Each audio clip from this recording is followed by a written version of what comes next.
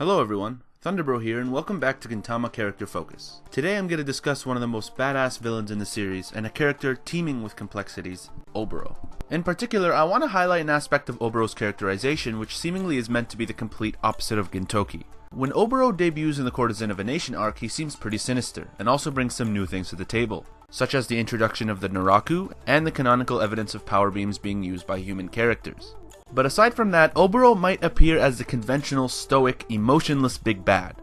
But I began to realize as the series progressed, as well as through doing a little rereading on his backstory, that his sharing of silver hair with Gintoki is not some coincidence. I started seeing that most of Oboro's actions in regards to Yoshida Shoyo/Utsuro are the complete opposite of what Gintoki had felt or done.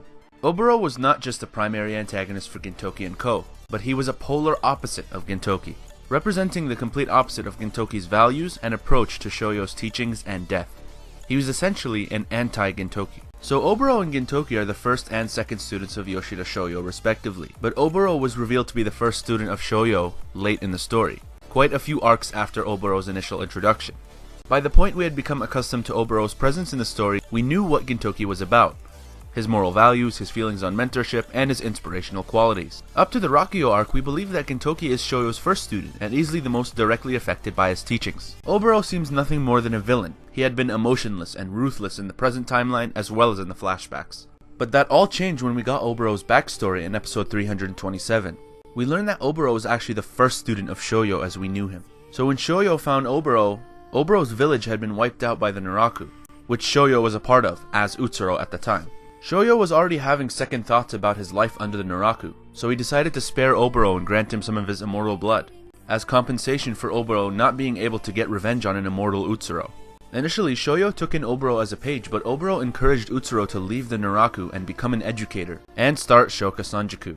However, the Naraku, not being able to tolerate desertion, led a relentless pursuit and eventually cornered Shoyo and Oboro. Oboro attempted to lead a diversion in the other direction by seeming to be betrayed, but was discovered by Naraku agents. Oboro sacrificed himself by using the trap Shoyo set to kill all the captors as well as himself, as repayment towards Shoyo for sparing his life and trying to improve his life.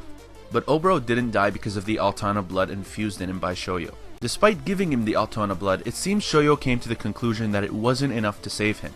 Possibly only because he gave him a portion of the blood. He had assumed Oboro was dead. Or maybe he decided to leave Oboro so he doesn't get caught up in the pursuit.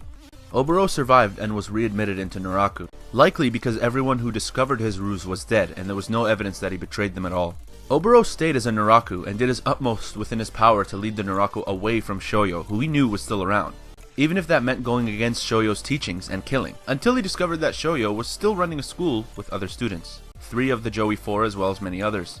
Out of a somewhat selfish desire to have Shoyo for himself like the days of old, as well as to officially end the Naraku pursuit, he exposed Shoyo's school and commanded its execution. Oboro knew Shoyo would come back because of his immortality, and waited, but when Shoyo returned he wasn't the same.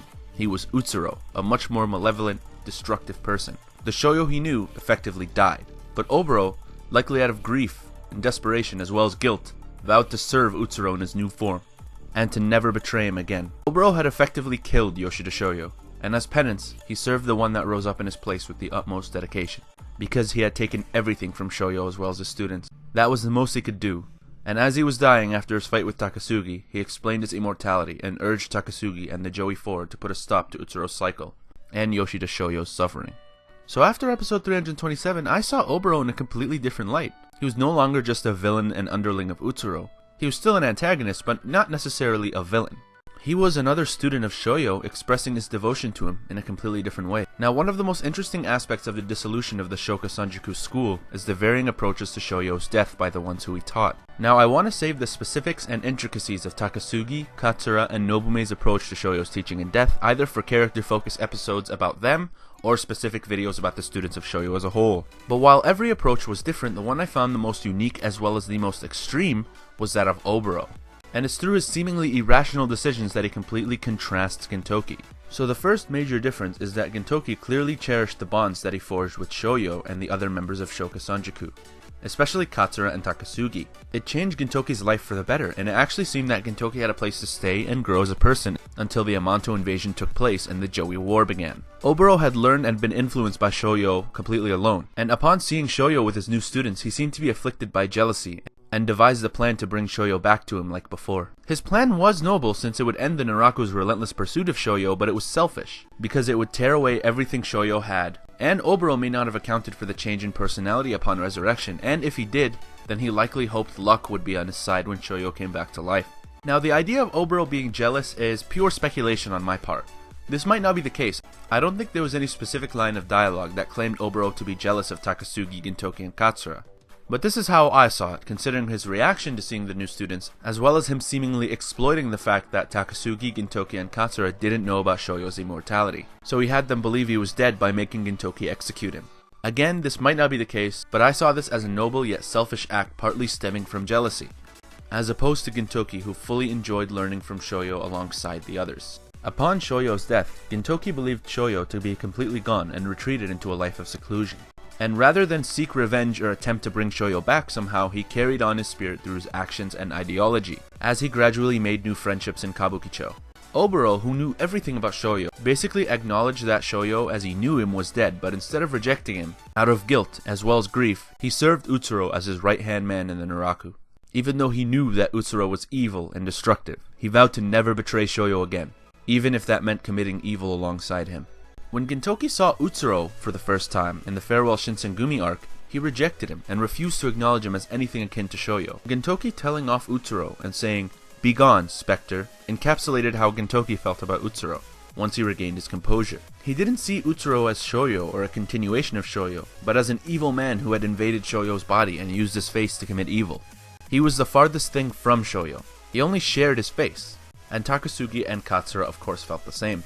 To Gintoki and the others, Shoyo was long dead. Oboro believed that in order to repay Shoyo for his kindness, he had to be uncompromisingly loyal to him, even if that meant going against his very teachings to protect him or assist him.